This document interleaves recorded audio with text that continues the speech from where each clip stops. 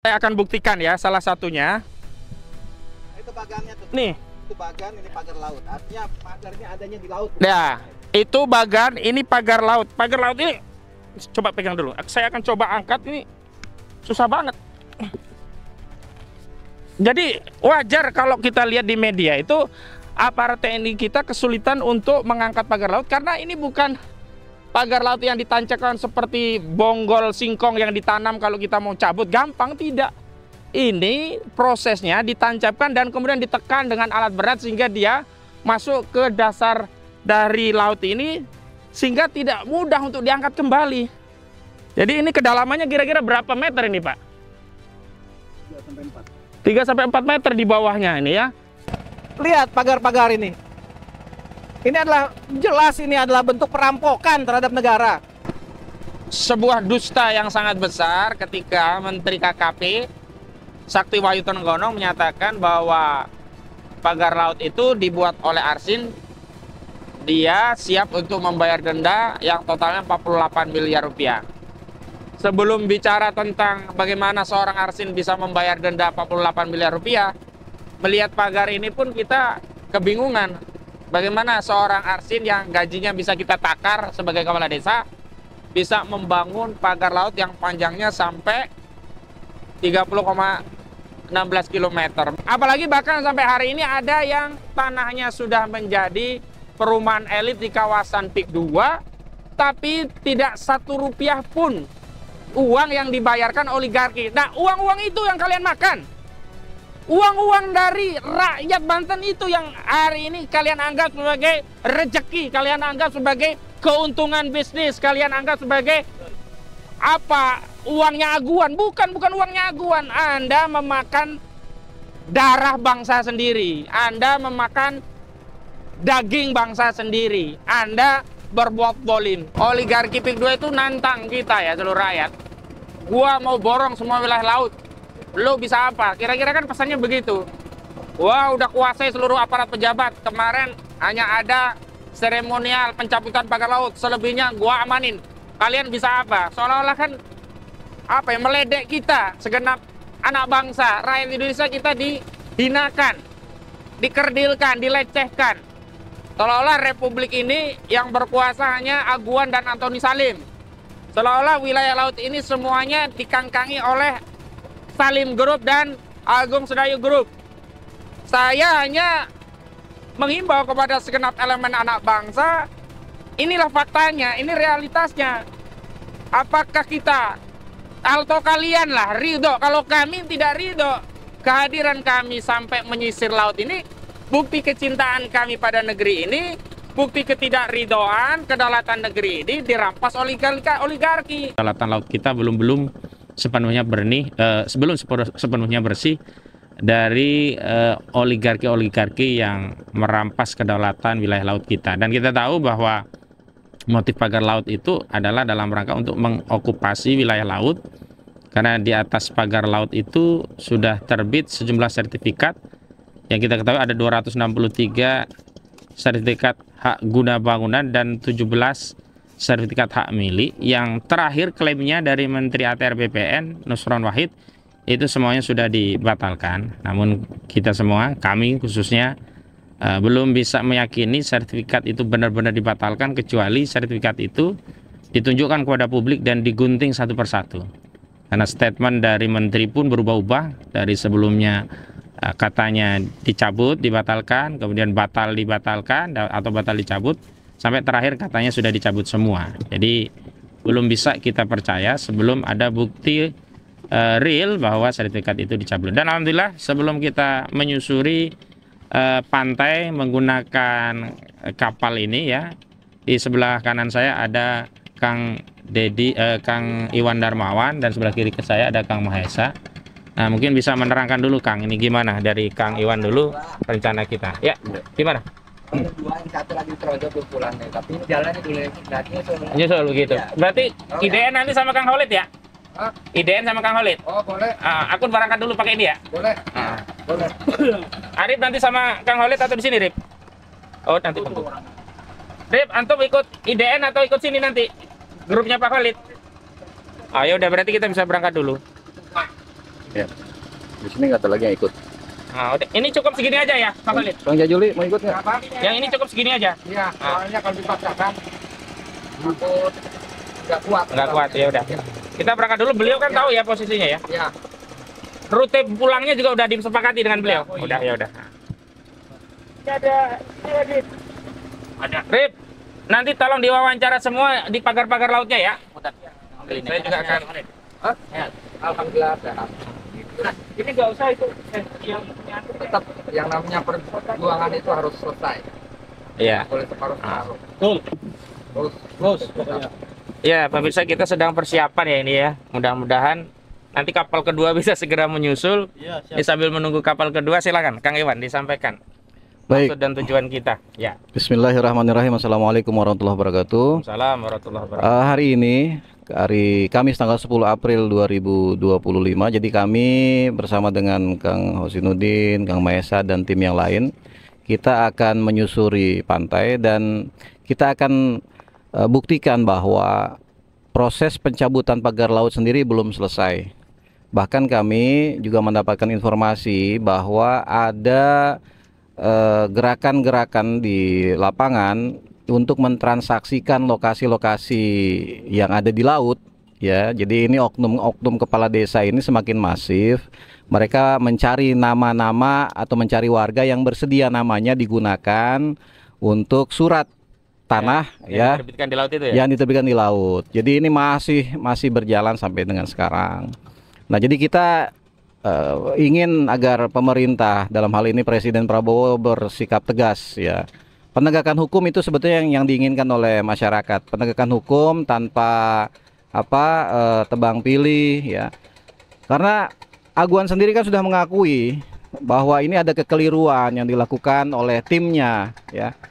Dan bahwa beliau ini kan sebagai top manajemen ya, sebagai penanggung jawab juga harus bertanggung jawab dong. Ini ada kesalahan yang menurut kami ini fatal ya. Ada kerusakan ekosistem laut, kerusakan lingkungan, ada wilayah kedaulatan negara yang sedang terancam. Ini bukan main-main.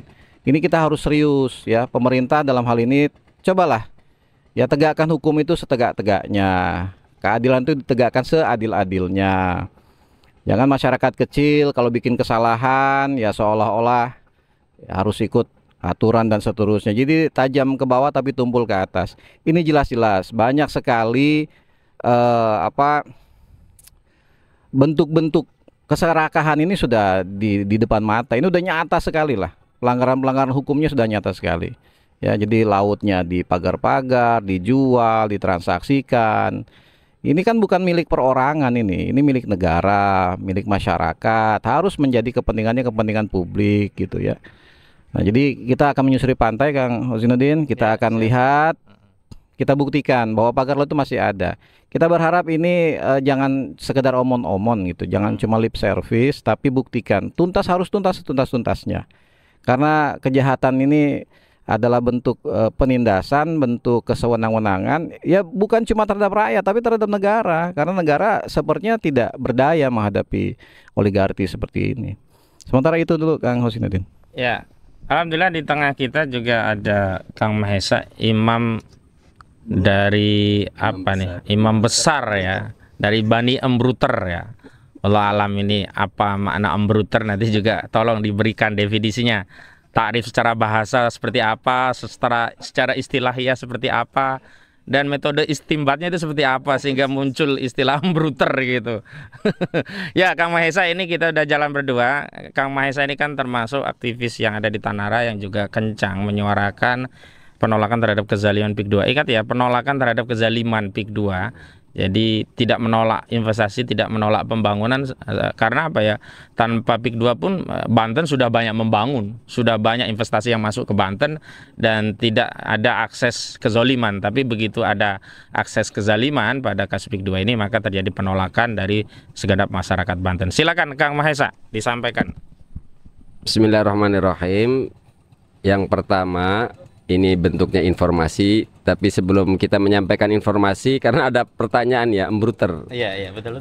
Embruter itu kalau ditanyain tarif ataupun definisi, itu tidak dalam jangkauan wilayah ilmiah, jadi tidak memiliki definisi yang baku secara ilmiah, karena al-lafdhu ala niyatil lafidz saja, tergantung siapa yang mengucapkan tujuannya. Kalau maksud tujuan saya adalah kata embrut itu biasanya ungkapan kekesalan, Kang Ahmad, kemuakan kekesalan. Kalau Jawa Timur kampret mungkin gitu ya. Kampret masih ada artinya ini. Kalau embrut itu sudah artinya adalah ekspresi kekesalan, artinya nggak jelas gitu. Gubernur kamu tuh embrut, nggak jelas gitu kerjanya gitu loh. Jokowi kamu tuh embrut, kamu tuh nggak jelas gitu loh maksudnya. Jadi bukan penghinaan lah yang pertama. Makanya pendukung saya itu mengatasnamakan, mereka itu mengatasnamakan embruter. Jadi bukan cacian ya. Yang perlu saya tegaskan di sini, kata embrut adalah bukan cacian. Oleh karenanya saya imam besar embruter, artinya ya pendukung saya. Kemudian yang kedua, bentuknya ini ingin kami informasikan. Yang pertama, kita ini awalnya sangat mengapresiasi atas kinerja Pak Prabowo menginstruksikan aparat mencabuti pagar laut. Awal itu kita bergembira, Kang Ahmad. Sangat-sangat menyambut baik. Lalu kemudian faktanya setelah proses berjalan ternyata banyak yang masih berdiri kokoh. Makanya entah ini memang Pak Prabowo yang kinerjanya kurang maksimal atau memang di bawah ini terjadi drama. Oleh karenanya hari ini kita ingin suguhkan bukti seperti yang tadi disampaikan Kang Ahmad, Kang Iwan, bahwa faktanya masih ada, dan ini akan kita tunjukkan hari ini bahwa memang ada. Harapannya kepada Pak Prabowo agar benar-benar menginstruksikan aparat dan pejabat untuk menangani persoalan ini. Poinnya cuma satu, jangan sampai rakyat sampai kepada puncak kemarahan, karena saat itu terjadi tidak TNI, tidak Polri, tidak akan ada yang bisa menghentikan rakyat. Saya kira itu saja, Kang Ahmad. Baik, kalau kita pakai parameter level tingkat kemarahan masyarakat di Banten, khususnya Kang Iwan, kira-kira dari level 1 sampai 10 sudah sampai level berapa sih tingkat kemarahan masyarakat pada proyek PIK 2 yang zolim ini? Dan apakah ada unsur masyarakat juga tetap membela proyek yang zolim ini, dan sikap kita terhadap pembelahan itu seperti apa, Kang Iwan? Silakan. Ya. Kalau dibilang level 1 sampai 10, ini levelnya sudah 11 sebenarnya ini. Sudah 11 sebetulnya ya. Di bawah udah begitu ya. Sudah begitu, Cuman hanya tidak semuanya terekspos aja gitu ya. Iya, karena memang kita masih memiliki tokoh-tokoh, masih memiliki ulama gitu ya yang menjadi pemandu kita. Dan atas perintah arahan beliau-beliau, kami masih menahan diri, masih memberikan kesempatan kepada pemerintah kita untuk bertindak sesuai dengan hukum dan aturan yang berlaku.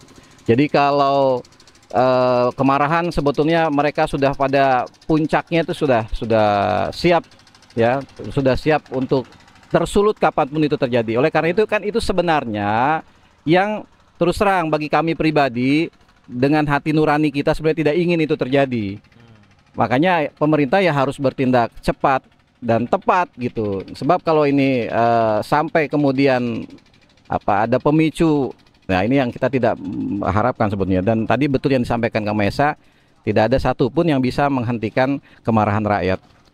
Nah, dan tidak ada negara manapun lah dalam sejarah dunia, dalam sejarah bangsa-bangsa, tidak ada satupun negara yang bisa berhadapan dengan people power, itu tidak ada.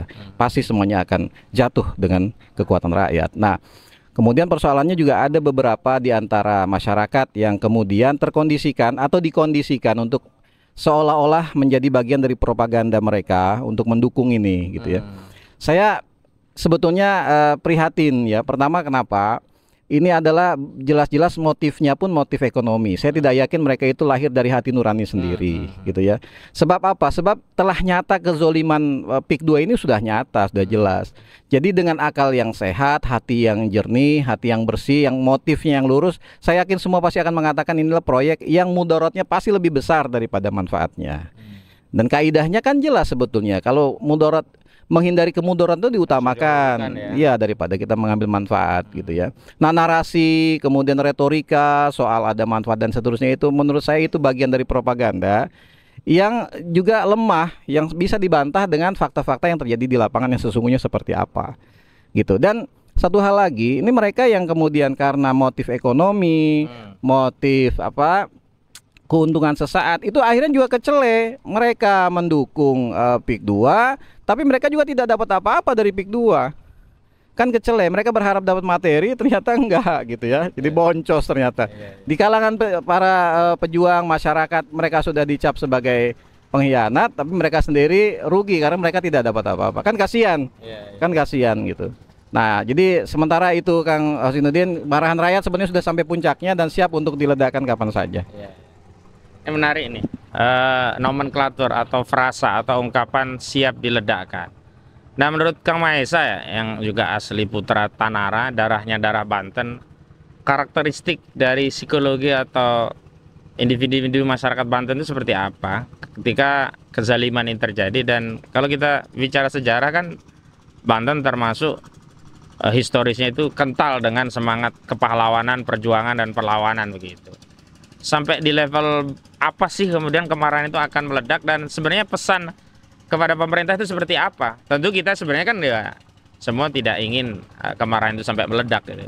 Nah, justru kita ingin masalah ini bisa diselesaikan dengan baik. Yang dimaksud diselesaikan dengan baik itu kan menurut saya adalah negara hadir untuk menegakkan hukum dan kemudian melindungi rakyat. Ya, oligarki yang jahat itu segera diberikan sanksi karena sudah terbukti kan laut itu tidak boleh diokupasi oleh swasta atau korporasi. Silakan Kang Mahesa. Oke, langsung saja. Saya sepakat dengan Kang Iwan tadi di level 11. Terus kemudian sampai kapan masyarakat menahan amarah? Level tadi sudah diterangkan ya, level 11 ini. Sampai kapan? Saya kira sampai kiai dan para ulama lelah menahan kami ini ya. Karena jujur kalau percikan ini sudah mulai ada. Nah, ulama yang dimaksudkan di sini adalah ulama yang selama ini memang membimbing masyarakat, yang selalu mengedepankan manfaat untuk umat.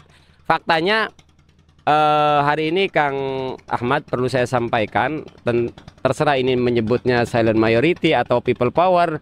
Rakyat Banten sudah mulai menunjukkan kemarahannya itu di Tanara. Ada salah seorang kiai PCNU, pengurus NU, kiai pengurus NU. Pengajiannya itu sampai di stop, dihentikan oleh rakyat, oleh jamaah. Jadi si kiai ini diberhentikan, tidak lagi mengajar, diganti orang lain. Nah, ini kan fakta terjadi, bentuk kemarahan rakyat bahkan kepada tokoh yang status sosialnya adalah kiai. Jadi bayangkan nanti saat kemarahan ini tidak terbendung, kemarahan rakyat kepada, mohon maaf, pejabat, misalnya oknum pejabat, kepada pengusaha. Jadi di Tanara hari ini yang terjadi, rakyat sudah menunjukkan kemarahannya kepada oknum kiai, oknum kiai NU. Jadi bukan tidak mungkin bangsa Banten, saya katakan bangsa Banten, Kang Ahmad, sampai hari ini saya masih bangsa Banten. Bangsa Banten akan meledakkan, meluapkan kemarahannya kepada oknum pejabat dan oknum pengusaha. Bukan tidak mungkin, ini sasaran utamanya, ini pesan saja ini ya kepada oknum Kades dan oknum-oknum BPN ini. Hati-hati kalian ya. Itu saja Kang. Ya, memang kalau kita bicara tentang kausalitas dari asas kepentingan kan balik lagi yang punya proyek ini kan yang harus dipertanggungjawabkan, karena ketika bisnis oligarki properti di PIK 2 ini untung beliung kan yang menikmati bukan Kades, bukan BPN, bukan polisi, bukan tentara, bukan yang lain. Tentu yang paling dapat keuntungan besar adalah pemilik proyek, dan kita tahu proyek Pantai Indah Kapuk 2 itu dimiliki oleh dua grup usaha besar. Yang pertama Salim Group, punyanya Antoni Salim. Yang kedua Agung Sedayu Group, punya Aguan. Dan kita kalau ditanya di lapangan seperti di Pulau Cangkir kan sangat mudah untuk menjawab, itu pagar laut punya siapa? Punya Agung Sedayu begitu. Nah, apa pesan Kang Iwan Darmawan ada pengusaha-pengusaha ini? Jadi untuk menegaskan posisi kita, jangan sampai dianggap kita ini menolak investasi, tapi bisnis yang menzolimi rakyat itu seperti apa, terutama ke Aguan dan Antoni Salim. Ya, memang kami informasikan pemirsa bahwa Aguan dan Antoni Salim ini termasuk dua pihak yang kami gugat di Pengadilan Negeri Jakarta Pusat sehubungan dengan adanya perbuatan melawan hukum dalam pelaksanaan proyek Pantai Indah Kapuk 2. Dan saya tegaskan sekali lagi, materi pagar laut itu adalah salah satu materi muatan PMH, perbuatan melawan hukum, yang kami ajukan gugatannya di Pengadilan Negeri Jakarta Pusat. Silakan Kang Iwan. Ya, kami ingin tegaskan bahwa kita ini masyarakat, terutama di Banten ya, kita ini bukan orang bodoh. Masyarakat kita ini sudah cerdas semua, sudah pintar. Janganlah kami ini terus-terus dibodoh-bodohi. Karena setiap kebohongan itu pasti harus selalu ditutupi dengan kebohongan lain yang baru. Dan itu akan mudah sekali dibongkar, dipatahkan gitu. Jadi soal investasi, pembangunan dan lain-lain, narasinya kan begitu. Kami ini bukan menolak investasi, kita tidak pernah menolak pembangunan karena itu adalah keniscayaan. Itu sudah sunatullah bahwa di satu wilayah yang berkembang pasti akan ada proses pembangunan dan pembangunan tidak mungkin terjadi kalau tidak ada investasi di situ. Jadi kita mendukung pembangunan, mendukung investasi yang dia tetap memenuhi azas keadilan, kemudian kelestarian lingkungan gitu. Kalau jelas-jelas ini bertentangan dengan hukum atau melanggar hukum, melawan hukum, kemudian bertentangan dengan hak asasi manusia, tentu kita akan menolak. Nah, investasi yang dimaksud adalah banyak investor-investor lain sebenarnya yang ingin investasi di Banten ini, tetapi kemudian karena situasinya yang tidak kondusif, karena seakan-akan Agung Sedayu dan Salim Group ini ingin memonopoli, maka mereka kemudian jadi ragu untuk investasi. Padahal dari sisi nominal itu bisa jadi mereka jauh lebih tinggi daripada yang diinvestasikan oleh Agung Sedayu dengan Salim Group. Jadi lagi-lagi kami tidak menolak pembangunan. Yang kami tolak adalah pembangunan yang kemudian mengesampingkan hak-hak asasi manusia, tidak peduli dengan kelestarian alam dan lingkungan, tidak ada azas keadilan di sana, dan jelas lebih banyak mudorotnya daripada manfaatnya. Nah, itu yang kita tolak. Jadi itu yang perlu kami sampaikan. Yang kedua, kita jangan melupakan sejarah. Di Banten ini ada peristiwa Gedoran. Ada peristiwa Gedoran dan itu fakta sejarah yang pernah terjadi. Maka jangan pancing kami rakyat Banten untuk mengulang kembali sejarah itu. Karena sejarah pasti akan berulang. Ketika dia menemukan momentumnya, maka itu akan terjadi dan bahkan akan jauh lebih parah dari sebelumnya. Nah, ini yang kami ingin ingatkan kepada Anda, pengusaha-pengusaha yang serakah, yang rakus, yang zolim, hati-hati, hati-hati. Anda tidak akan hidup selamanya di dunia. Kita semua tidak selamanya hidup di dunia. Tetapi catatan sejarah akan terus melekat selamanya. Dan rakyat tahu mana yang memberikan manfaat dan mana yang memberikan mudarat. Dan rakyat akan menemukan jalannya sendiri untuk menegakkan kebenaran dan keadilan. Ya, ini Kang Mahesa, kalau kita bicara penjajahan kan kita masih ingat korporasi Belanda yang menjajah Nusantara ya. Dulu kan belum ada Indonesia ya. Kita sebut saja Nusantara, termasuk yang menjajah Kesultanan Banten, Kesultanan Cirebon, Kesultanan Yogyakarta, Surakarta, dan Kesultanan serta kerajaan-kerajaan yang sudah ada di Nusantara dulu kan dijajah oleh korporasi namanya VOC. Mereka kan dulu berdalih berdagang, atau mungkin kalau sekarang investasi dan pembangunan ya. Tapi ternyata faktanya VOC melakukan penindasan ya, memaksa dengan menanam komoditi tertentu, menjual paksa ke mereka, pekerja kita dipaksa juga, tanah-tanah juga diambil. Nah, sekarang nih tanah-tanah orang Banten diambil paksa oleh Agung Sedayu Group, dalihnya untuk bisnis properti.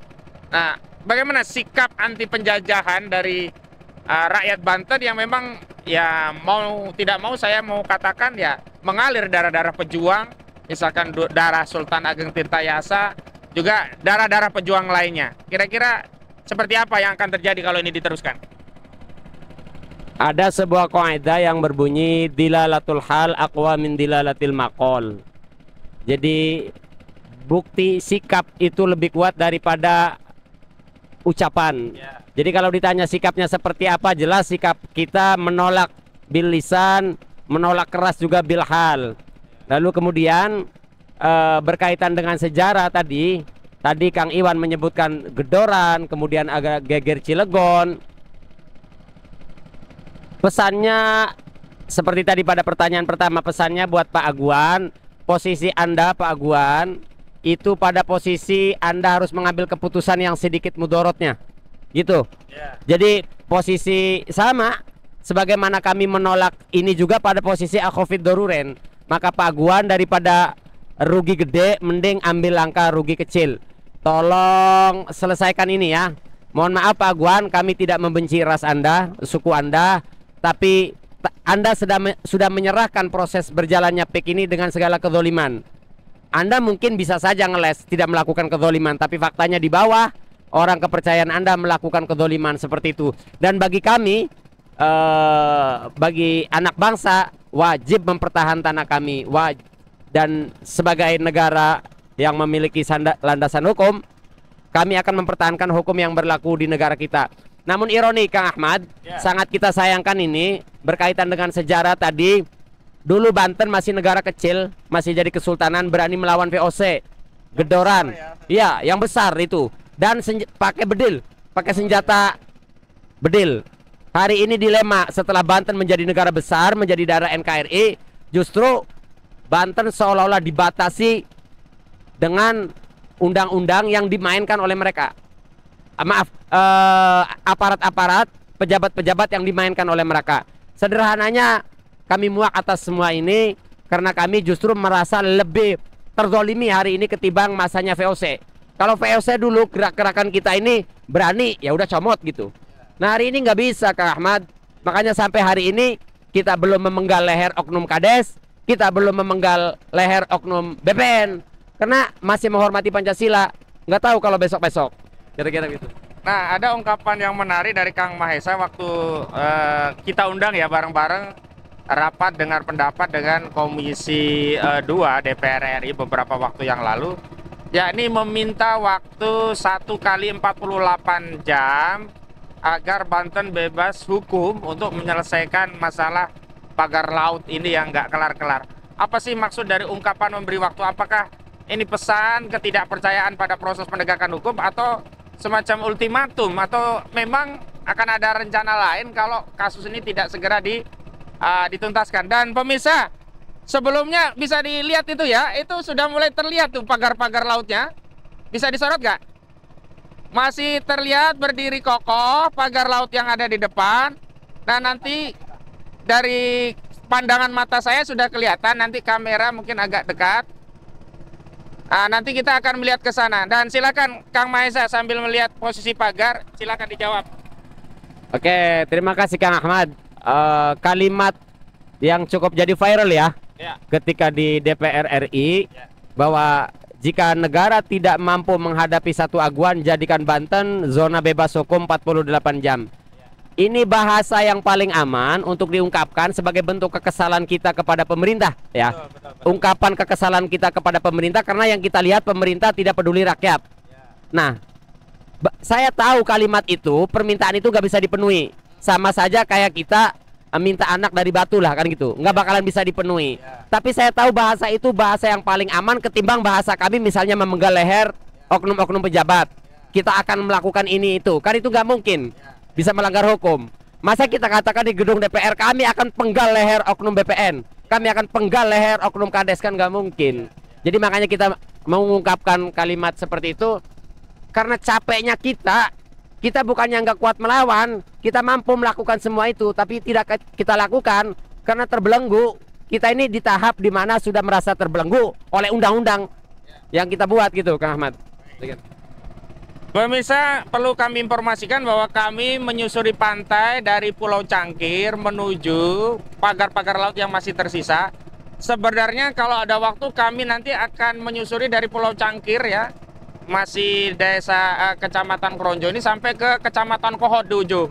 Tapi kita nanti lihat waktu ya, kalau tidak memungkinkan mungkin kita hanya akan fokus kepada sejumlah titik-titik yang ada pagar lautnya, yang dengan itu kita bisa membuktikan kepada seluruh rakyat Indonesia bahwa kejahatan pagar laut belum selesai dan negara harus hadir. Dan ini juga membuktikan oligarki PIK 2 ini masih terus ingin melanjutkan rencana jahatnya untuk mengokupasi wilayah laut kita. Jadi kita jangan tertipu dengan hal-hal yang sifatnya isu-isu ya insidental, isu-isu yang sifatnya temporer. Masalah kedaulatan ini menjadi ancaman kita. Kang Iwan, bisa dijelaskan, itu kan sudah mulai terlihat ya pagarnya dari jauh tuh ya? Silakan Kang. Ya, itu di sebelah apa? Ya, biar aja nggak apa-apa, nggak usah disetting, nggak apa-apa. Ya. Jauh masih. Nah, itu adalah pagar yang masih belum dibongkar ya. Masih belum dibongkar, dan di lapangan ini oknum kepala desa juga semakin gencar mencari yang usianya di atas 50 tahun yang namanya nanti akan digunakan sebagai pemilik tanah. Pemilik surat ya. Padahal posisinya adalah di laut. Nah, itu sebelah sana itu adalah pagar yang masih terpasang. Nanti semakin dekat nanti akan kita lihat ya posisinya. Jadi ini adalah bukti bahwa penegakan hukum kita ternyata ya itu hanya sekedar apa ya? Sekedar omon-omon ya. Nah, ini kita minta supaya dituntaskan ini dengan segera. Kalau yang situ sudah ada yang tahu wilayah mana Pak? Itu di wilayah apa? Selatif. Hah? Selatif. Selatif itu di kecamatan mana? Konjo, masih Konjo. Kemiri apa Konjo? Kemiri. Ya, itu ada pagar laut di Desa Selatif ya, Kecamatan Kemiri. Jadi memang ada kurang lebih 16 desa dari 6 kecamatan dan ditambah 1 kecamatan di Kabupaten Serang. Jadi di Kabupaten Tangerang ada 6 kecamatan, termasuk Kecamatan Kemiri ini masuk Kabupaten Tangerang. Nah, kalau Pulau Cangkir ini kecamatannya masuk Kronjo. Nah, begitu ya kita jelaskan. Ini ada di Desa Selasi ya. Selatif. Desa Selatif, Kecamatan Kemiri, Kabupaten Tangerang, Provinsi Banten. Masih ada pagar lautnya kokoh. Dan itu Masya Allah masih lebih dari 1 kilometer itu. 2 kilometer atau 3 kilometer karena dari jauh aja panjangnya seperti itu. Jadi bukan 2 meter, 3 meter sisanya, berkilo-kilometer. Jadi ini mohon jadi perhatian. Ya, silakan. Ya. Selatif itu nama kampung ya, desanya Desa Lontar, kecamatannya Kecamatan Kemiri. Nah, itu masih ada di sana. Ya. Kita mau menuju situ aja ya nanti ya. Ya. Kita menuju situ. Nanti kita menuju ke sana, kita lihat ya buktinya ya. Kalau yang lainnya di mana aja yang ada? Oh iya, nanti dijelaskan nanti ya. Nah, lanjut nanti biar dijelaskan sisa-sisanya ya. Ya. Nah, inilah kondisi kita ya. Jadi masyarakat juga harus tahu, rakyat Indonesia harus tahu bahwa benar-benar kedaulatan kita ini terancam. Bukan cuma terancam sebenarnya, kita ini sudah dikendalikan oleh oligarki. Ya, buktinya laut kita masih dalam kondisi di pagar-pagar, ini belum selesai semua. Nanti kamera akan lihat ke sana. Ini kondisinya masih sangat mengganggu sebenarnya. Walaupun mobilitas nelayan sudah bisa keluar masuk, tapi bagi kami ini nampaknya memang masih belum tuntas sepenuhnya. Ya. Ya.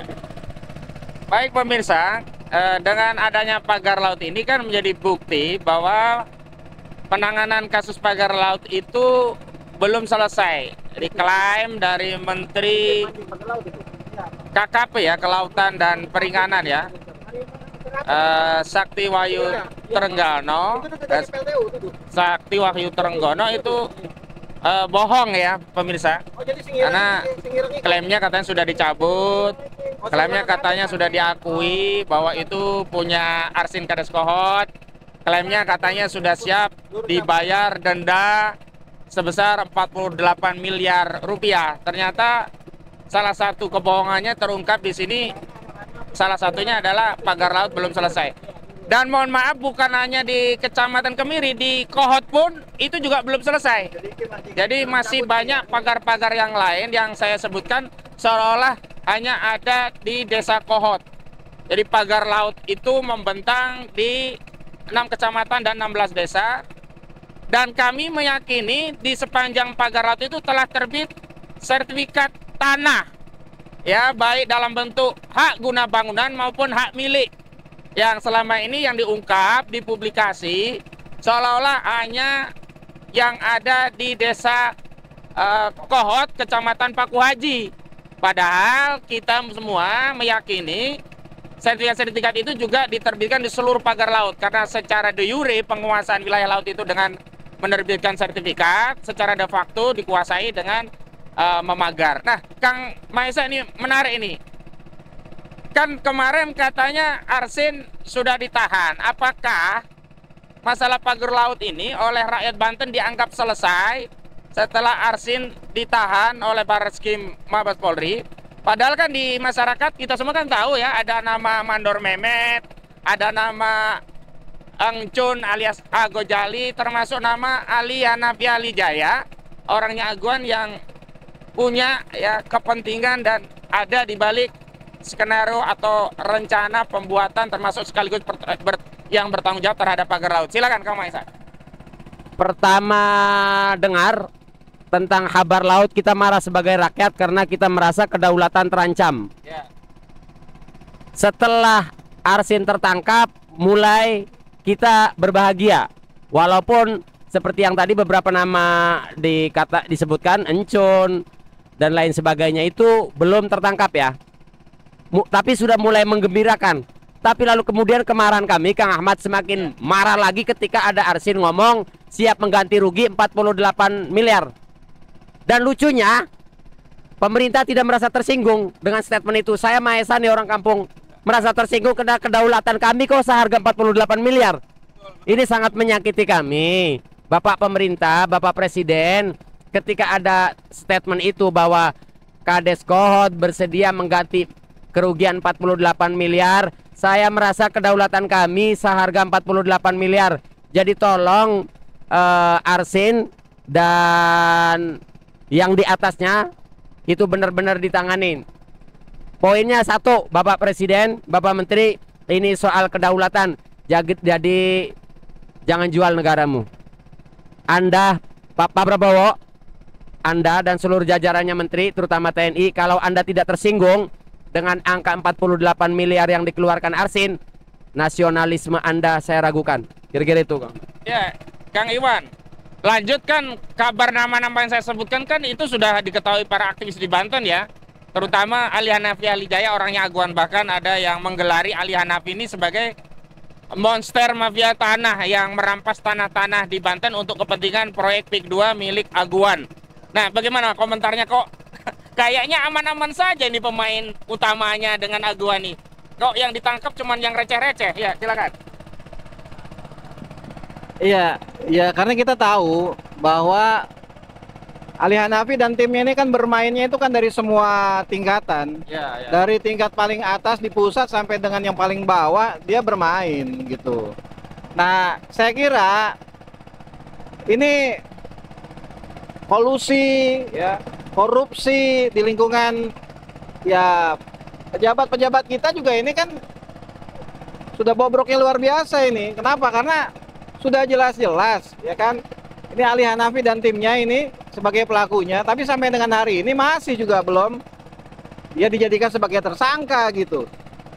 Apakah memang sulit untuk menangkap mereka atau memang ini pada dasarnya adalah transaksi, ada transaksi antara ya aparat penegak hukum dengan mereka.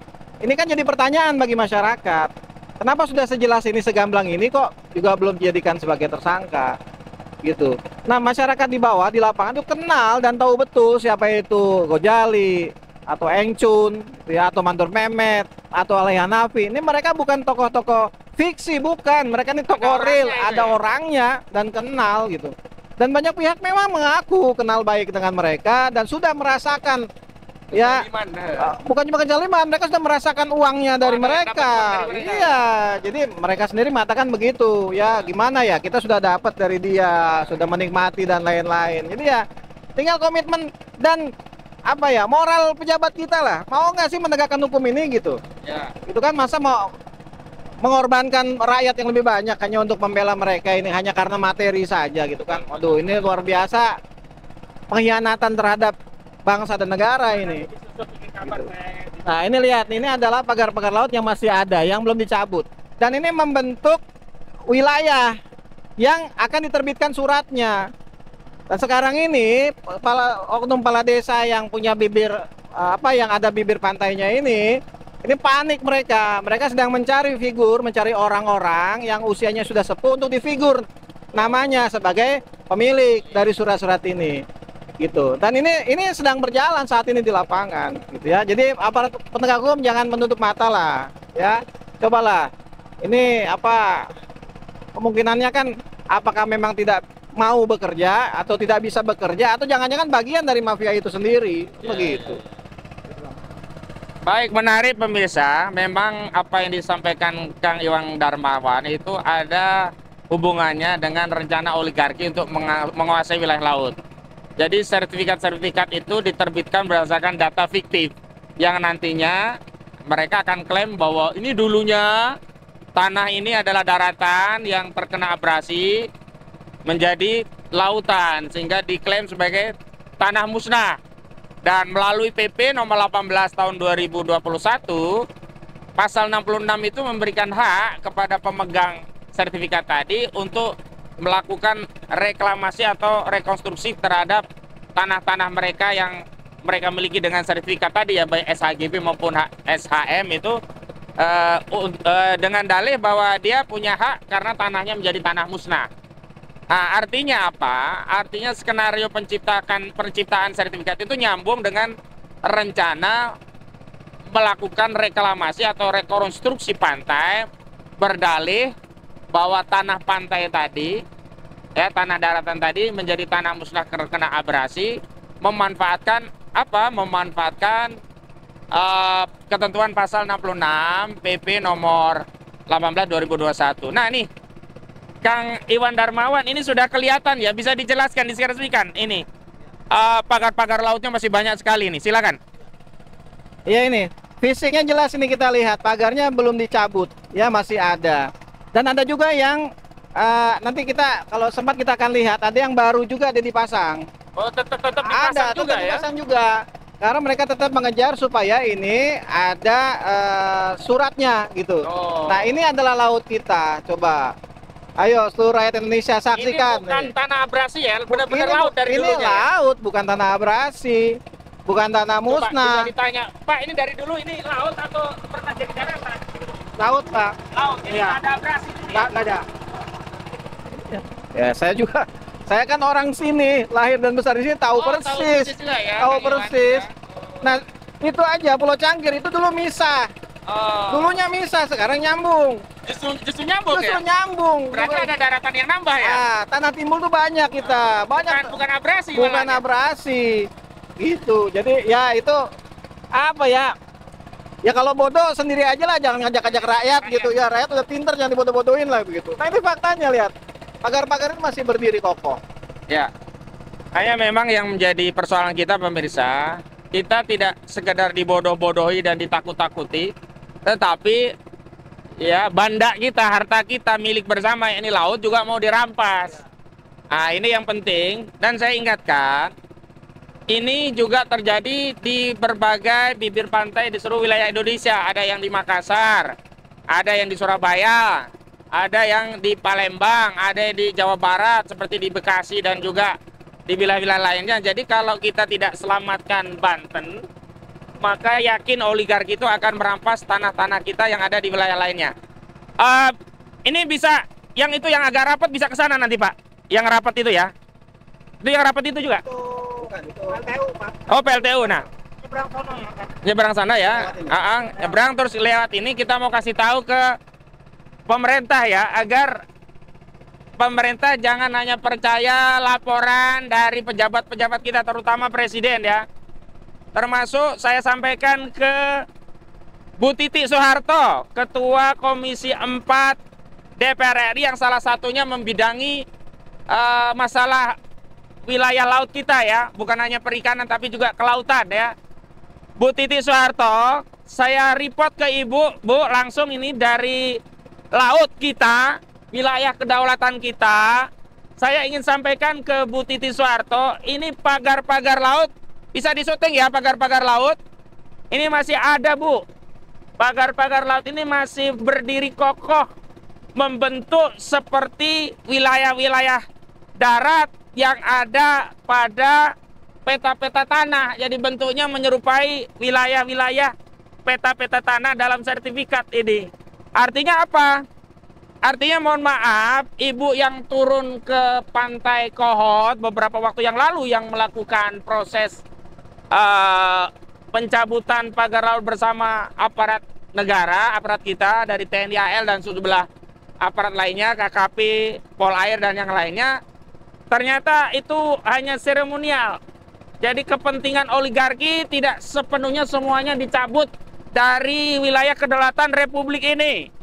Jadi kepentingan oligarki PIK 2, kepentingan Aguan dan Antoni Salim ini masih terus menancap di wilayah laut kita, dibuktikan dengan masih berdiri kokohnya pagar-pagar laut kita ini, Bu. Bukan pagar laut kita ya, pagar laut di atas laut kita ini, Bu. Jadi mohon Bu Titi bisa mengagendakan audiensi dengan kami dari tim advokasi melawan oligarki rakus perampas tanah rakyat. Karena kami sudah mengirimkan surat permohonan audiensi ke Komisi 4 DPR RI agar kami bisa mereport langsung, Bu, data dan fakta lapangan, juga kronologis apa saja yang kami temui terkait kasus pagar laut termasuk sertifikat laut yang ada di wilayah laut kita. Nah, Kang Iwan ini bener ya, pagarnya masih banyak nih ya. Masih ada, ya. Iya, ini Masya Allah pagarnya begitu banyak masih berdiri. Dan ini saya apa, kehabisan kata-kata itu apa istilahnya? Speechless ya. Speechless. Embrut itu ya. Speechless ya. Kok seolah-olah negara sebesar NKRI ini dikentuti ya oleh oligarki aguan. Kok negara yang dibangun dengan ya keringat, darah, dan air mata, bahkan taruhan nyawa para founding father kita, pendiri kita, yang untuk memproklamirkan Indonesia merdeka itu mereka harus banyak berkorban.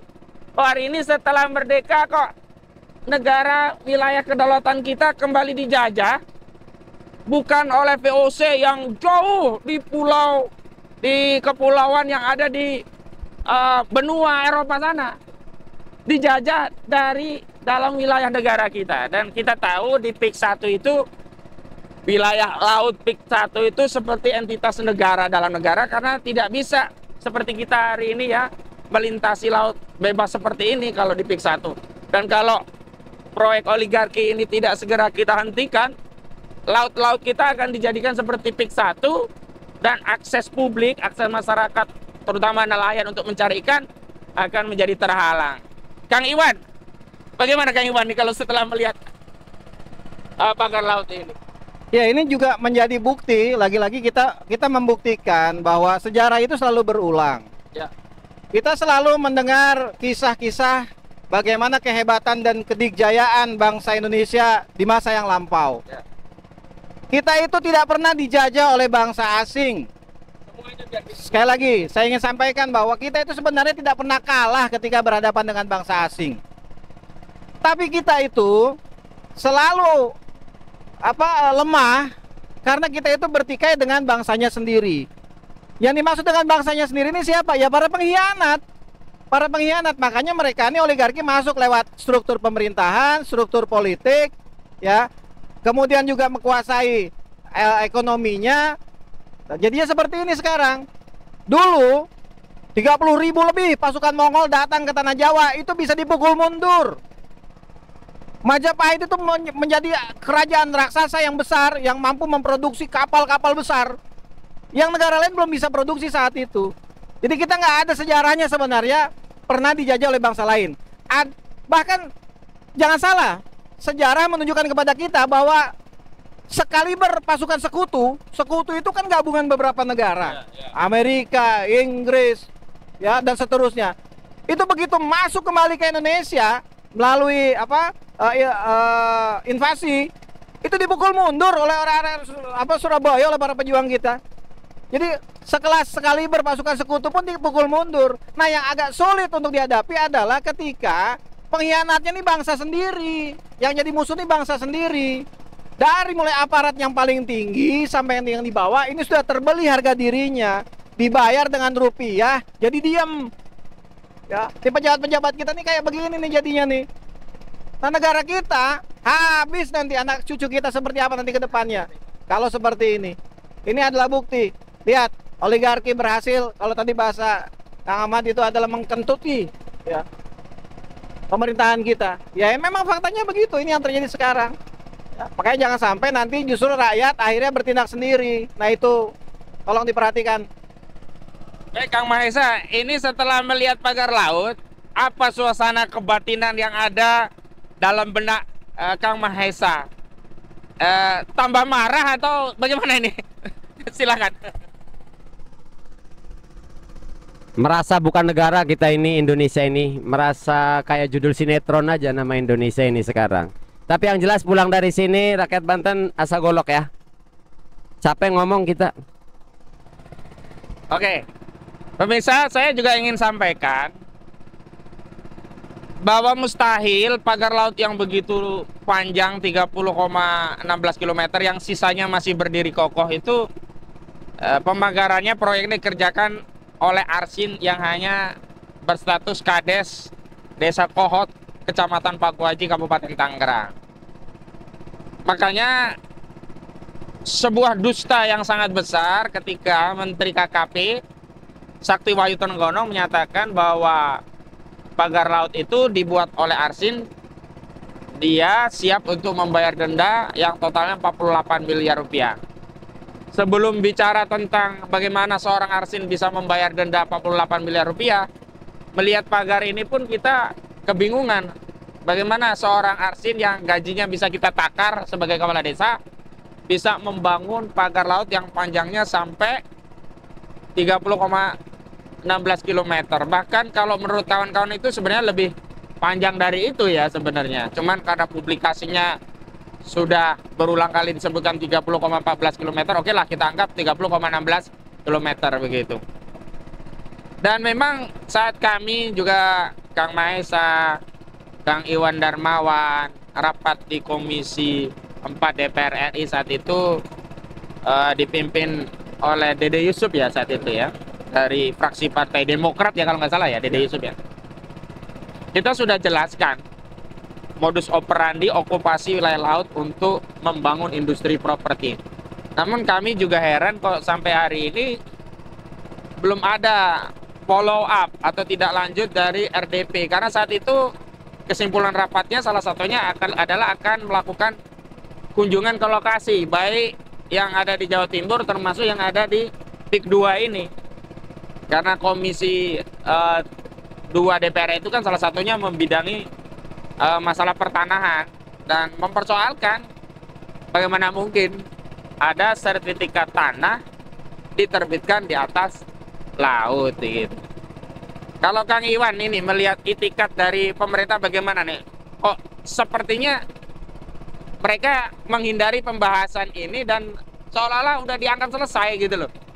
Menteri-menteri, pejabat-pejabat, walaupun terakhir saya mendapat update Kejaksaan Agung memberikan petunjuk kepada Mabes Polri dengan mengembalikan berkas penyidikan kasus pagar laut. Apa petunjuknya? Katanya ada petunjuk agar kasus pagar laut itu disidik perkara korupsinya karena ada unsur korupsi dalam kasus pagar laut. Silakan Kang Iwan. Ya. Ya, ini saya sendiri kalau untuk istilah hukum kurang paham, tapi kalau kita bicara logika ini sama seperti orang bicara soal kentut tadi. Ya. Kita tahu kentut itu ada dari baunya, ada suaranya gitu kan. Walaupun kita tidak bisa lihat bendanya. Nah, ini kolusinya ini jelas pasti ada. Ya. Tidak mungkin tidak ada. Nah, itulah kenapa para pejabat kita kok seakan-akan pada diam ini. Ya, saya sih berprasangka baik ya. Berprasangka baik. Mudah-mudahan mereka sedang mengupayakan yang terbaik untuk bangsa ini. Mungkin sedang mencari data atau solusi jalan keluar segala macam. Tapi kalau melihat gelagatnya ini ya rasa-rasanya jangan-jangan pejabat kita ya ini juga sudah merupakan bagian dari oligarki itu sendiri. Karena itu ini kesempatan untuk membuktikan sebenarnya kalau Anda adalah para pejabat-pejabat yang bersih, pejabat yang berani, pejabat yang membela kepentingan rakyat, buktikan bahwa Anda ingin agar hukum ini tegak setegak-tegaknya, tunjukkan keberanian Anda, proses ini dengan segera. Ya, jadi jangan cuma nomor-nomor lagi. Buktikan kalau memang Anda tidak terlibat dengan kolusi dan korupsinya, buktikan, tegakkan hukum ini. Ini laut kita dipagar kok. Kedaulatan kita diancam seperti ini, tapi kita masih pada diam-diam saja. Ya, kita menunggu bukti lah. Jadi kalau sekedar lip service ngomong aja kita udah capek terus terang ya. Buktikan kalau Anda pejabat yang bersih yang membela rakyat, buktikan. Ya pemirsa, kita masuk wilayah Mauk. Mauk itu kecamatan mana Pak? Mauk juga ya. Kalau tadi Selatif biasanya masuknya kecamatan Pakuaji tadi ya. Kemiri ya. Sekarang kita masuk Kecamatan Mauk, dan di Kecamatan Mauk itu sudah terlihat dari jauh, di Desa Mauk juga, di pinggir pantainya, itu pagar-pagar laut juga sudah terlihat berdiri kokoh gitu. Artinya apa? Kami ingin tegaskan kepada Pak Presiden Prabowo Subianto bahwa masalah kedaulatan negara di kasus pagar laut ini belum tuntas. Bahwa apa yang dilakukan oleh negara belum menyelesaikan persoalan terhadap ancaman kedaulatan laut yang hari ini diokupasi oleh oligarki properti PIK 2 melalui pagar laut ini. Jadi mohon maaf ya, janganlah masyarakat dibohong-bohongi ya dengan narasi seolah-olah pagar laut ini punya Arsin Kadeskot. Kami sudah menghimpun data-data, keterangan-keterangan lapangan, semua ijma ya kalau bahasa agamanya, atau semuanya sama kur menyatakan bahwa pagar laut ini milik Agung Sedayu. Pagar laut ini dibangun oleh Agung Sedayu, dan aktornya yang seperti disebutkan tadi ya, pemilik proyeknya Mandor Mehmet, pelaksana proyek ya Mandor Mehmet, yang membiayai Engcun alias Ago Jali, koordinatornya adalah Aliana Vilijaya. Untuk kepentingan apa? Untuk kepentingan industri properti, karena di pagar laut itu dibuat atau disertifikasi ya dengan SHGB dan SHM yang motifnya adalah untuk melakukan reklamasi dengan memanfaatkan ketentuan pasal 66 PP nomor 18 tahun 2021. Pak, nanti kita, karena ini pemirsa ya, karena saking luasnya kita tidak akan menyisir semua. Jadi kita dari Mauk ini, Desa Mauk, Kecamatan Mauk, akan balik lagi ke Pulau Cangkir. Jadi kita sudah 2 kecamatan, 2 desa yang kita sisir dan ada pagar lautnya. Oh, ada 3. Apa saja tadi? Jadi di sebelah sana itu Desa Ketapang. Oh, Ketapang juga terlihat itu ya? Desa Ketapang itu masuknya ke Kecamatan Mauk. Ya. Lalu kemudian Mauk Barat, Mauk Barat. masuknya ke Kecamatan Mauk. Ya. Lalu kemudian Lontar masuk ke Kecamatan Kemiri. Ya, kemudian tadi itu adalah Pulau Cangkir masuk ke Kecamatan Kronjo. 4 berarti ya? Ya. 4 desa berarti. Ya, kita sudah menyisir 4 desa. Silakan Kang, dijelaskan lagi. Terlihat kan dari jauh gitu. Ya. Nah, ini juga masyarakat biar tahu bedanya ya. Yang disebut dengan bagan itu Nah, seperti itu bentuknya, itu juga bagan. Bagan itu, ya, bagan itu. Ya, ini juga bagan. Bagan itu di laut, tidak ada bagan yang di tepi pantai, tidak ada. Artinya ini memang laut gitu. Ini laut. Nah, ada lagi pagar laut tadi yang sebelah sana sudah, sebelah sana itu pagar laut, itu masih nampak berdiri kokoh, ya. Dan ya. Keliling itu kelihatan sampai itu ya. Iya, dia membentuk area, jadi ada masih utuh. Nah, ini yang tadi saya katakan bahwa para kepala desa ini sekarang sedang aktif mencari data warga yang usianya di atas 50 tahun yang bersedia namanya menjadi figur atas surat yang terbit di atas laut ini. Seolah-olah jadi pemiliknya. Seolah-olah jadi pemiliknya. Nah, sekarang ini yang sedang berlangsung di masyarakat. Jadi mereka seolah-olah apa ya, merasa mungkin kebal hukum, mungkin ada yang membackingi dan seterusnya. Jadi kembali aktivitas itu, atas transaksi itu dapat cuan mereka. dapat cuan ya. Jadi atas transaksi ini tentu saja mereka dapat cuan, dan warga yang dipakai namanya juga dijanjikan akan diberikan imbalan. Seperti itu, Kang. Baik pemirsa, jadi ada perbedaan yang kasat mata ya antara bagan dengan pagar laut. Jadi tidak benar klaim dari Sandi ya, yang dulu menamakan diri dari Aliansi Rakyat Pantura ya kalau nggak salah ya. Jaringan Rakyat Pantura JRP, yang mengklaim pagar laut itu dibangun secara swadaya oleh nelayan. Jadi nggak ada kausalitas kepentingannya apa nelayan membangun pagar laut yang justru menyusahkan mereka melaut mencari ikan. Kalau itu disebut bagan yang ada kepentingannya dengan budidaya ikan ya. Betul. Di laut. Budidaya kerang hijau. Budidaya kerang hijau dan penangkapan ikan. Dan untuk penangkapan ikan, nah ini beda bentuk bagan dengan pagar laut. Kalau bagan saya deskripsikan itu selalu ada seperti gubuk di atasnya. Ini kan untuk ya istirahat atau nongkrong di atas ya. Bahkan kalau menginap bisa untuk masak juga mungkin di situ ya. Betul. Ya, di bawahnya ada bagan yang di situ diharapkan tumbuh ekosistem untuk kerang dan yang lainnya ya. Nah, disitulah nanti mereka memanen di bawahnya itu ya. Nah, ini bagan ini bagan. Jadi bentuk bagan seperti ini beda dengan pagar lautnya. Kalau pagar laut itu bentuknya mirip seperti peta gambar dalam sertifikat tanah. Ya, jadi memang pagar laut itu seolah-olah menjadi batas tanah daratan yang sudah terkena abrasi, seolah-olah dulu itu daratan yang sekarang menjadi laut, dan inilah yang kemarin di wilayah Kohot diterbitkan 263 SHGB dan 17 SHM. Nah, yang di sini ini di kecamatan-kecamatan lainnya ini tidak diungkap. Padahal di Kronjo itu sudah pernah kita laporkan ke Kejaksaan Agung surat yang diterbitkan Kepala Desa Kronjo Kecamatan Kronjo ke BPN Kabupaten Tangerang. Isinya permohonan untuk sertifikasi sebelah wilayah yang dia klaim dulunya daratan, sekarang menjadi laut, ya. Atas nama, kalau tidak salah, 17 atau 19 warga desa.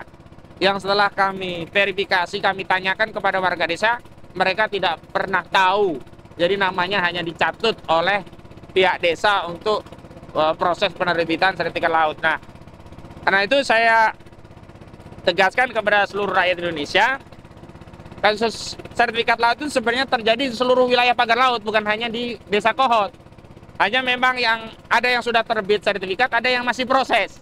Nah, yang proses ini menurut Kang Iwan tetap dilanjutkan, walaupun masyarakat atau kita semua udah marah dengan aksi mereka yang merampas wilayah laut kita.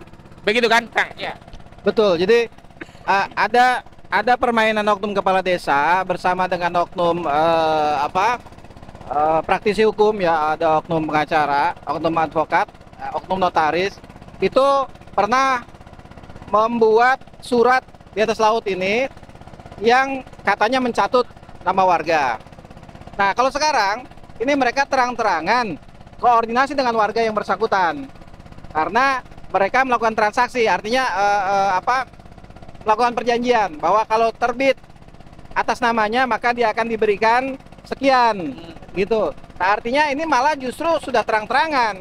Kalau kemarin itu bilangnya dicatut, kalau sekarang terang-terangan transaksi itu dilakukan, dicari orangnya kalau perlu yang masih ada, sehingga dia seolah-olah lebih lebih banyak masyarakat yang mendukung gitu.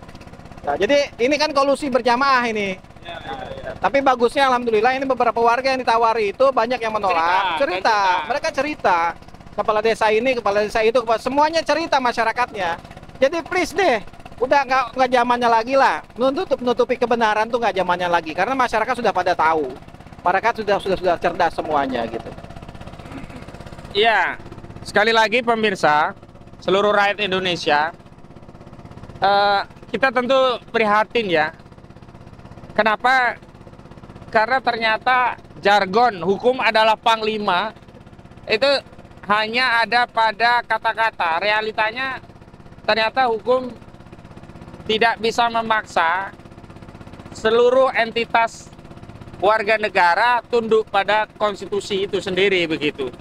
Dan terbukti peristiwa atau cerita yang disampaikan Iwan itu kan seolah-olah oligarki PIK 2 itu nantang kita ya seluruh rakyat. Gua mau borong semua wilayah laut. Lo bisa apa? Kira-kira kan pesannya begitu. Wah, udah kuasai seluruh aparat pejabat. Kemarin hanya ada seremonial pencabutan pagar laut. Selebihnya gua amanin. Kalian bisa apa? Seolah-olah kan meledek kita, segenap anak bangsa, rakyat Indonesia kita dihinakan, dikerdilkan, dilecehkan. Seolah-olah republik ini yang berkuasa hanya Aguan dan Antoni Salim.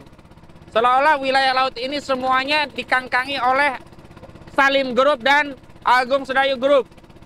Saya hanya menghimbau kepada segenap elemen anak bangsa, inilah faktanya, ini realitasnya.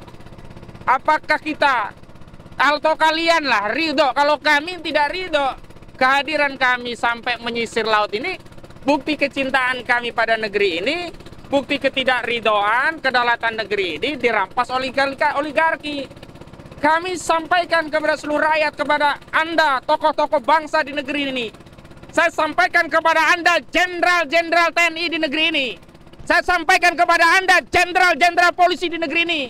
Saya sampaikan kepada Anda, pejabat di negeri ini. Termasuk saya sampaikan kepada Anda, Presiden Prabowo Subianto, apakah Anda ridho negara yang kedaulatannya ada pada jaminan konstitusi, di mana konstitusi telah menunjuk Anda sebagai kepala negara, sekaligus kepala pemerintahan, negara Anda, negara kita hari ini dikangkangi oleh oligarki.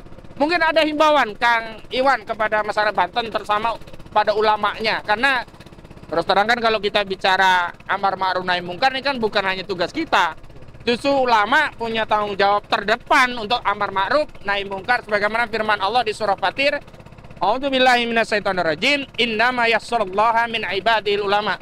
Sesungguhnya yang paling takut di hadapan Allah adalah ulama. Nah, karena ulama itu paling takut akan ada azab jika ada kemungkaran didiamkan. Nah, seharusnya ulama terdepan juga amar ma'ruf nahi mungkar, terutama mencegah kemungkaran dari sertifikat laut dan pagar laut yang akan menjadi sebab ya kerusakan negeri ini. Silakan, Kak.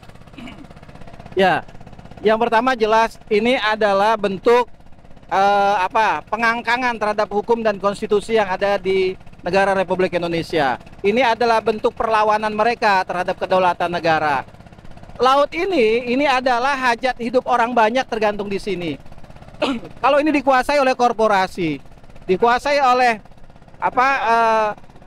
pribadi-pribadi. Ini masyarakat kecil yang terdampak langsung ini harus seperti apa kalau mereka tidak kemudian mendapatkan pembelaan dari negara, maka bisa jadi mereka akan mencari jalannya sendiri untuk menyelesaikan ini. Jadi kami menghimbau kepada para tokoh, para ulama, ayo umat diberikan pencerahan, diberikan penyadaran bahwa ini adalah hajat kita bersama. Ini adalah hajat hidup orang banyak yang berkaitan langsung dengan masyarakat yang paling bawah. Siapa yang akan membela mereka? Siapa yang akan menjaga negeri ini kalau kitanya diam-diam saja? Lihat pagar-pagar ini. Ini adalah jelas, ini adalah bentuk perampokan terhadap negara. Ini kejahatan yang di laut, belum lagi yang di darat. Belum kerusakan lingkungannya. Ini luar biasa. Jadi kami mohon kepada para ulama kami, terutama yang di Banten, pimpin kami untuk berjuang menegakkan amar ma'ruf nahi mungkar ini. Kita mulai lagi dari laut-laut, dari pagar-pagar yang belum dicopot ini. Kami umat menunggu komando dari para ulama kami.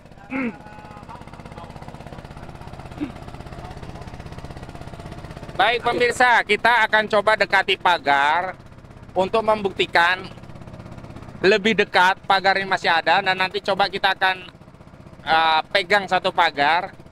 Kawan-kawan kameramen nanti tolong ya disorot, saya akan coba pegang pagar untuk membuktikan bahwa pagar ini masih banyak berserakan. Nah, di pinggiran. Nah, bisa nggak Pak kita arahkan ke pagar terus berhenti dulu? Nah, kita akan pegang. Nah, ini udah agak dekat. Pinggirnya aja pelan-pelan. Nah, nanti kita akan pegang pagarnya. Pemirsa, ini pagar sudah begitu luas ya, kita kelilingi masih banyak. Kita memang tidak menyisir seluruh pagar karena keterbatasan waktu.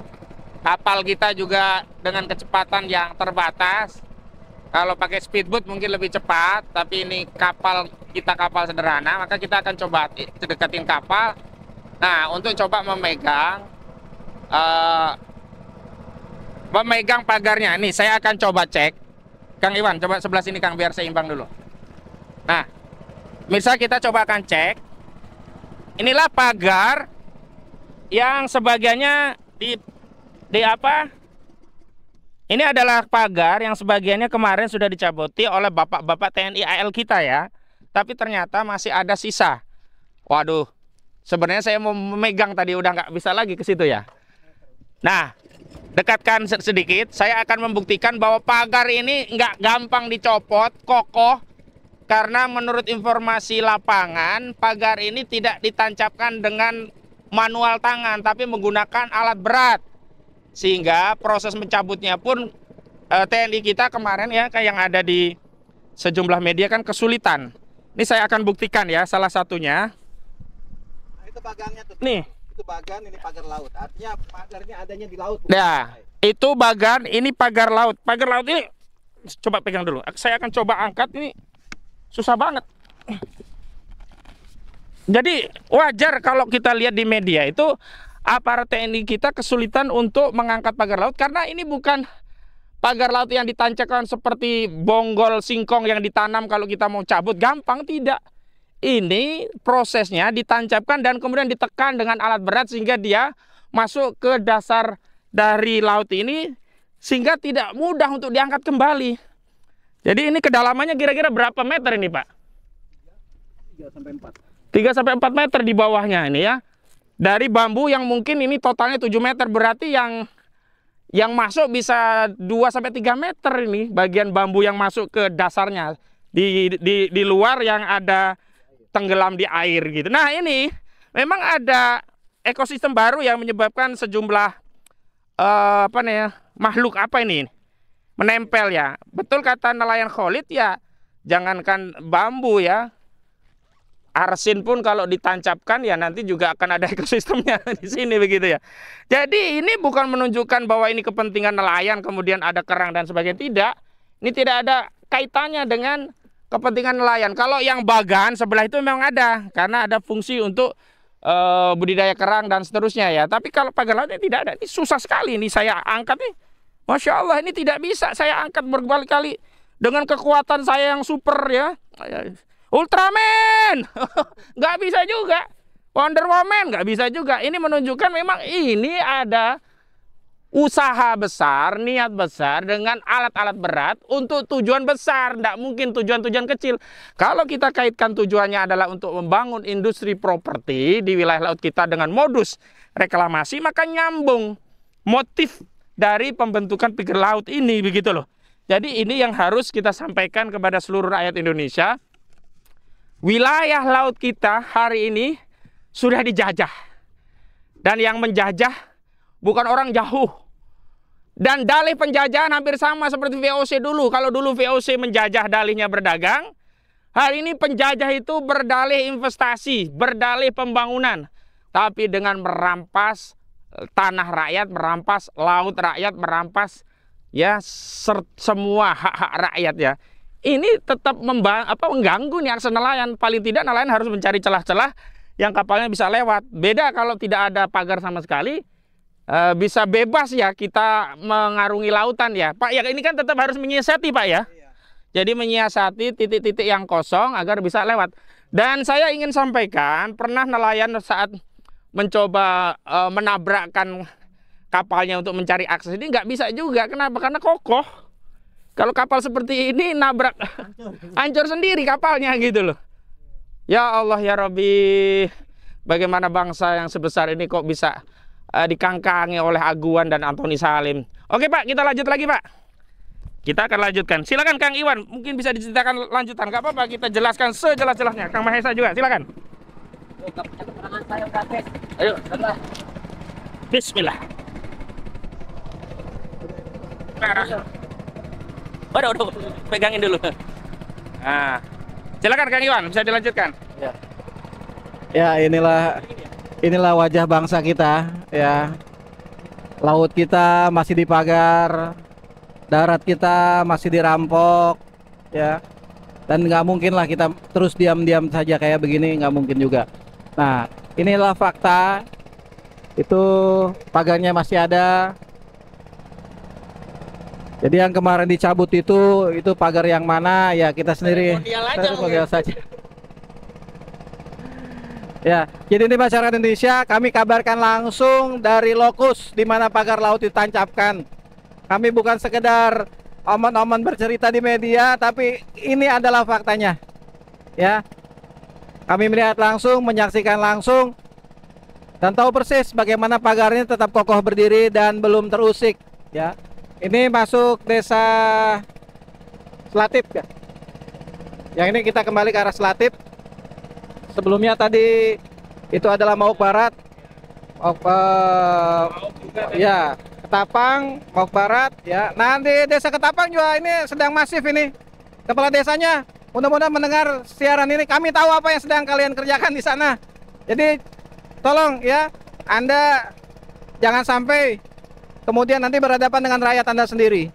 Ya, semua perbuatannya sedang dilakukan, ini sedang berlangsung, ini kita tahu ya. Jadi tolong untuk kepala desa lainnya juga jangan sampai ini terjadi ya, pengulangan sejarah. Nanti yang rugi itu adalah kita sendiri. Ya, jadi bukan orang-orang jauh nanti. Orang-orang terdekat sendiri nanti yang akan merasakan efek langsung dari kezoliman yang dilakukan. Nah, itu yang kita khawatirkan. Ya. Jadi ya laksanakan saja sesuai dengan hukum yang berlaku. Jangan sampai karena merasa punya backing kuat lalu coba ngakal-ngakali gitu. Ya, karena rakyat sudah cukup cerdas. Ya, terima kasih. Baik, rencana selanjutnya perlu kami sampaikan kepada seluruh rakyat Indonesia. Gugatan yang kami ajukan di Pengadilan Negeri Jakarta Pusat yang kami tujukan kepada yang pertama Aguan, yang kedua Antoni Salim, Pantai Indah Kapuk 2, PANI, kemudian PT Makmur ya, Lestari Mandiri gitu. Kemudian juga ada Surta Wijaya, juga ada Jokowi, ada Airlangga Hartarto. Ini tetap berjalan, namun hari ini memasuki fase sidang secara litigasi atau secara elektronik melalui e-court begitu. Kami akan infokan kabar-kabar tentang perkembangan kasusnya. Namun tentu saja kami tegaskan bahwa persoalan ini harus mendapatkan atensi negara.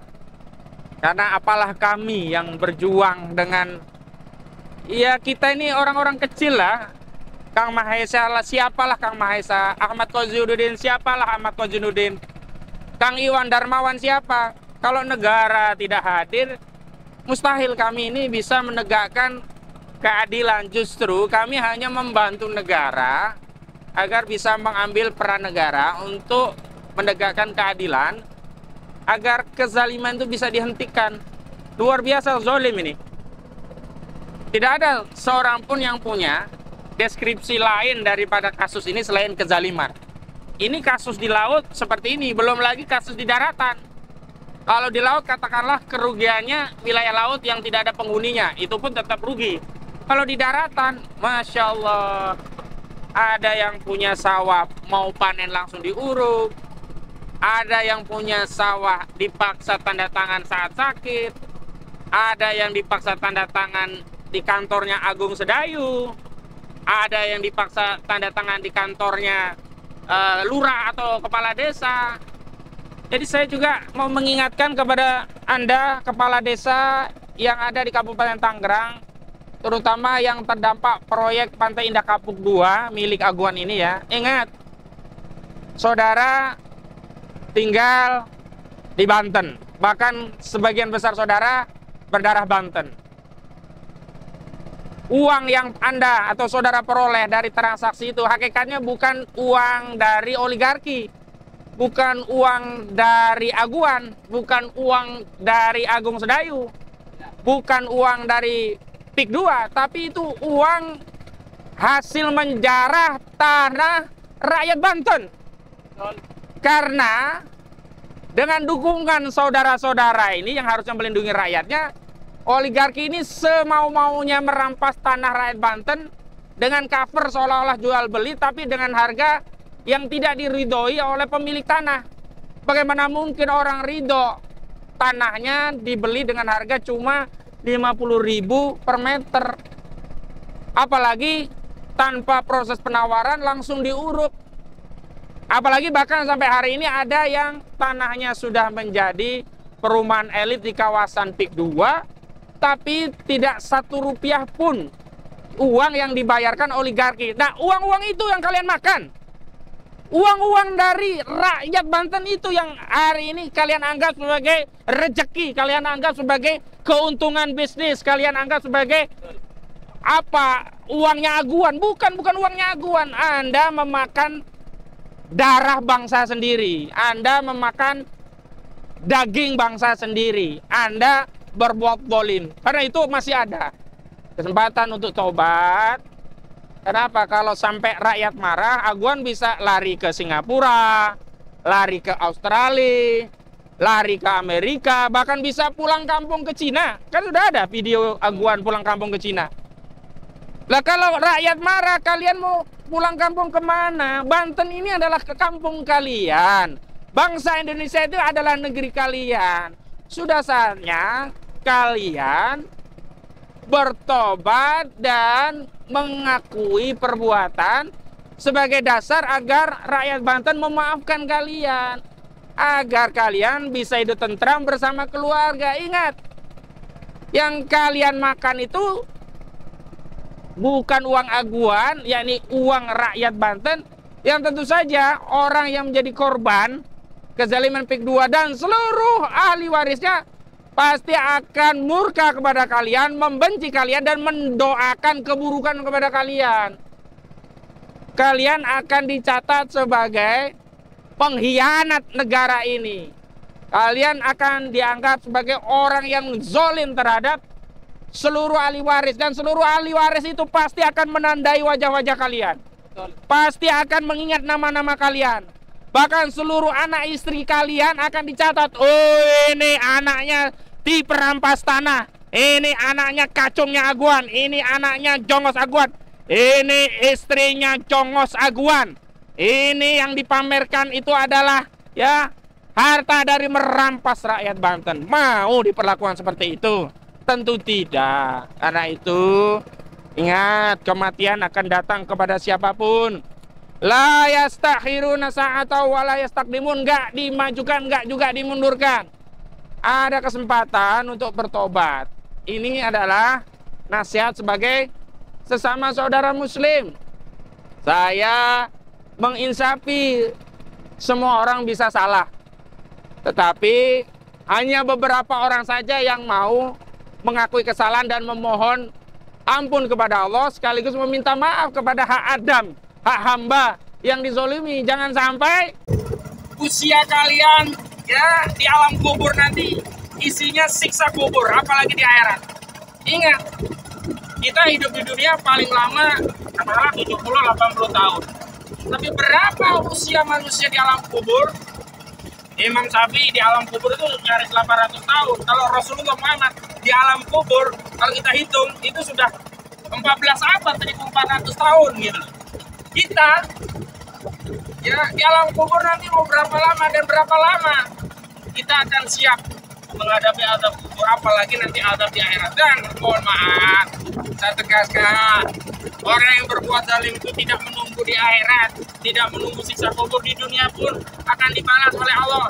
Di Kontang ya ada yang bisnis pasir, mendolimi rakyat Kontang, pasirnya diekspor untuk reklamasi pantai utara Jakarta, kepentingan proyeknya Aguan. Sekarang apa? Bapaknya stroke mati, istrinya bangkrut, anaknya juga sekarang lontang-lantung. Saya tidak sebut namanya. Kasus Supardi Kendi Budiarjo yang namanya Baung itu dulu membela Aguan, merampas tanah Supardi Kendi Budiarjo. Akhirnya apa? Kecelakaan, mati. Jadi kalian kalau sudah makan duit Aguan, ingat saja siap-siap untuk menjadi tumbal. Karena itu jangan mau ya mencelakakan diri dan keluarga kalian hanya demi uang yang tidak seberapa, hanya demi uang yang sedikit, sementara kalian mengorbankan masa depan baik di dunia apalagi terlebih di akhirat. Kira-kira ada tambahan, Kak Maisa, silakan. Pesannya buat para pejabat semua yang terlibat dalam proses berjalannya PIK, terserah kalian ya, karena kita tetap akan berada di posisi kita. Kalian mau memilih mati menjadi seorang pengkhianat atau milih mati sebagai seorang yang bertaubat? Kalian masih punya kesempatan untuk bertaubat, perbaiki, kembali kepada umat, kembali kepada rakyat. Tapi kalau Anda memilih menjadi mati menjadi seorang pengkhianat, ya silakan. Anda akan mewariskan itu untuk anak cucu Anda. Kami akan tetap berada pada posisi kami yang sekarang. Itu pun berlaku kepada para pejabat. Ya, buat para pejabat, apakah Anda akan mencatatkan sejarah Anda sebagai seorang pengkhianat atau sebagai pembela rakyat? Begitu Adapun untuk masyarakat Banten secara umumnya, Anda mau mati sebagai penonton atau sebagai pejuang?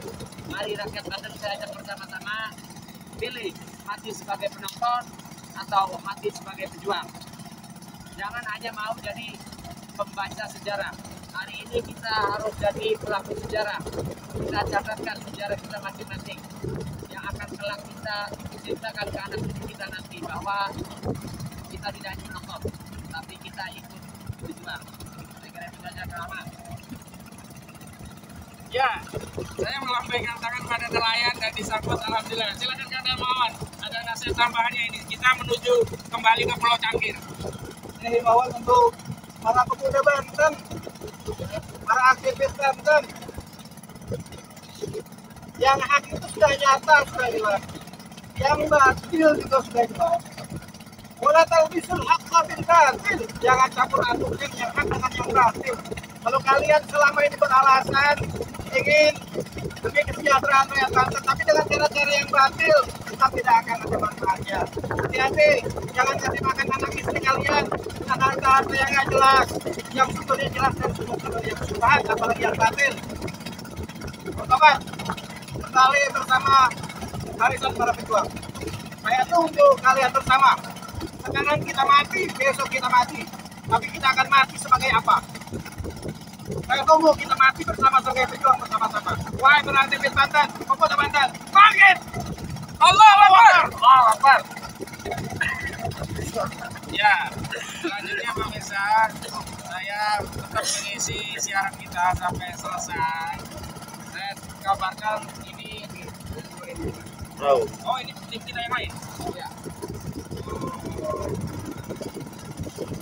Ya, memang tadi kita terpisah ada 2 kapal atau 3 kapal. 3 berarti ya?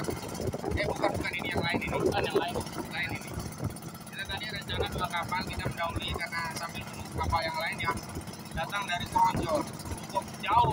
Kapal yang 3 kapal yang satunya. Ya, kapal satunya nggak kuat karena maksimum kapal 5 sampai 6. Ini 6 dengan pengemudinya.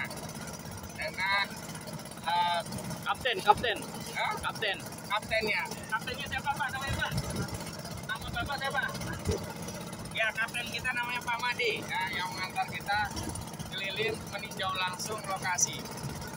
Kepada bapak-bapak pejabat baik di BPN, juga Komisi 2 DPR RI, Komisi 3 DPR RI, Komisi 4 DPR RI, kalau tidak percaya statement kami silahkan datang ke lokasi. Jika butuh pendampingan, kami siap mendampingi bapak-bapak sekalian. Dan saya sampaikan kepada Komisi 3 DPR RI, untuk komisinya Habibur Rahman, tolong Pak, tindak lanjuti permohonan audiensi kami, karena ada temuan-temuan yang penting kami sampaikan. Nah, kemarin waktu di Komisi 2 DPR RI, ada temuan yang berkaitan dengan penindakan, yakni penegakan hukum terhadap kasus bagan laut dan sertifikat laut ini tidak bisa ditindaklanjuti oleh Komisi 2 karena kewenangannya ada di Komisi 3. Dan juga Komisi 4 DPR RI, Bu Titi Soeharto, mohon juga Bu, karena surat sudah kami kirim, sudah diterima ya oleh bagian penerimaan surat di Komisi 4 DPR RI. Jadi kami juga siap untuk mengupdate temuan lapangan agar atensi dari Komisi 4 DPR RI yang lalu bisa benar-benar dituntaskan di lapangan. Karena fakta lapangannya seolah-olah mengabaikan ini. Bukan seolah-olah, saya bisa katakan dia diabaikan karena ternyata proses pencabutan pagar laut hanya di titik-titik yang dihadiri Komisi 4 DPR RI saat itu. Sementara di wilayah lain yang begitu luas ini masih terus terjadi. Dan tentu saja kepada Presiden Prabowo Subianto, kami tidak ingin ya negara ini diberi Bapak justru kehilangan kedaulatan. Padahal Bapak ya adalah purnawirawan, bahkan purnawirawan jenderal Tentara Nasional Indonesia yang harusnya jiwa patriotismenya, rasa nasionalismenya, dan kepekaan terhadap ancaman kedaulatan negaranya lebih daripada yang lainnya. Karena Bapak punya pendidikan dan pengalaman di militer sampai purna tugas. Dan kemarin kami menggugat dengan sejumlah penawaran jenderal TNI di Forum Purnawirawan Pejuang Bank Indonesia (FBI) yang diketuai oleh Kolonel Sudirman gitu. Jadi kami menjadikan salah satu materi gugatan ini ancaman kedaulatan wilayah kita ini menjadi salah satu materi yang hari ini menjadi materi perbuatan melawan hukum di Pengadilan Negeri Jakarta Pusat. Tapi sekali lagi kami sudah sampaikan bahwa ya yang supreme di negeri ini ternyata bukan hukum, yang menjadi panglima bukan hukum tapi politik. Bagaimana kita ketahui, Presiden Prabowo Subianto memanggil Ahmad dan Antonin Salim datang, sementara panggilan dari pengadilan diabaikan. Karena itu kami minta kepada Presiden Prabowo Subianto untuk memanggil kembali Ahmad dan Antonin Salim, bukan untuk bicara tentang bisnis, tapi untuk meminta mereka dan memerintahkan mereka menghentikan proyek Big 2. Intinya Pak, hentikan proyek Big 2, stop proyek Big 2. Stop proyek Big 2 karena proyek ini sudah zolim kepada rakyat, kepada negara. Sudah merusak kedaulatan negara, juga merusak hak-hak rakyat. Ini kita dekat dengan itu ada batu bara itu ya? Tongkang ya? Nah, kita juga dekat dengan terminal PLTU apa? PLTU ya? Listrik tenaga uap. Oh, itu bisa jadi batu bara untuk isi di sini juga ya? Bahan bakar PLTU ini ya? Ya, kita dekat dengan PLTU apa ini? PLTU Banten ya?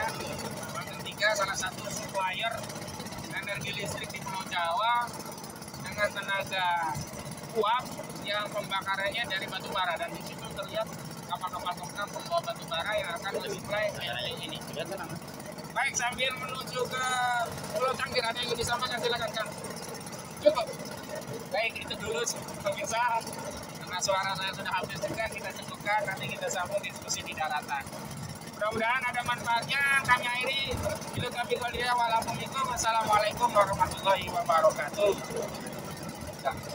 Oke, kita